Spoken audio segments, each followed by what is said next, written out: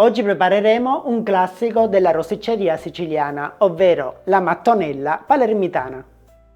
È composta da due strati di soffice brioche, che racchiudono un cuore filante di pomodoro, mozzarella e prosciutto cotto. È la regina dei pezzi da forno, che arricchisce lo street food siciliano. Allora iniziamo con la preparazione dell'impasto, quindi nella ciotola della planetaria inseriamo le farine. Ci occorreranno 400 g di farina 00 e 400 g di farina Manitoba.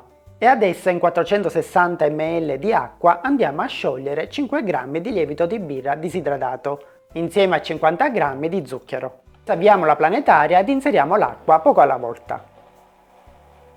Quando l'impasto avrà assorbito tutta l'acqua e si sarà compattato lasciando le pareti della planetaria pulite, possiamo inserire 15 g di sale. Successivamente, poco alla volta, inseriamo 80 g di strutto. Ne inseriamo una piccola quantità, aspettiamo che l'impasto lo incorpori, dopodiché inseriamo l'altro. Quando vedremo che l'impasto inizierà ad incordarsi lasciando le pareti della planetaria nuovamente puliti, allora sarà pronto e lo tiriamo fuori dalla planetaria.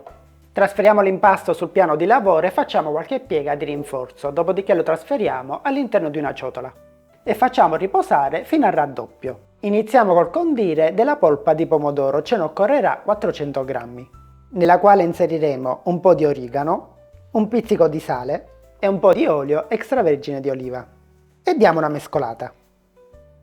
Poi ci occorreranno all'incirca 250 g di prosciutto cotto tagliato a fette e per finire 350 g di mozzarella per pizza che tagliamo a pezzetti. Quando il nostro impasto avrà raddoppiato il suo volume, lo trasferiamo sul piano di lavoro e lo dividiamo in due parti uguali. Adesso prendiamo il primo panetto e lo stendiamo. Per semplificarvi un po' la vita potete stendere l'impasto direttamente su un foglio di carta forno, così poi vi verrà più facile trasferirlo all'interno di una teglia. Condiamo ora con la polpa di pomodoro, senza avvicinarci troppo ai bordi. Inserisco poi il prosciutto cotto e per ultima la mozzarella. E ora stendiamo il secondo panetto che ci servirà per la copertura.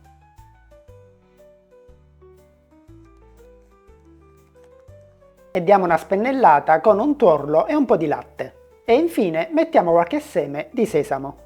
E ora non ci resta che lasciarla lievitare ancora un'ultima volta per circa 30 minuti, dopodiché saremo pronti per andare in forno. E quando saranno trascorsi 30 minuti siamo pronti per la cottura. Quindi cuociamo con forno statico 220 gradi per circa 15-20 minuti. Pronto? È servito!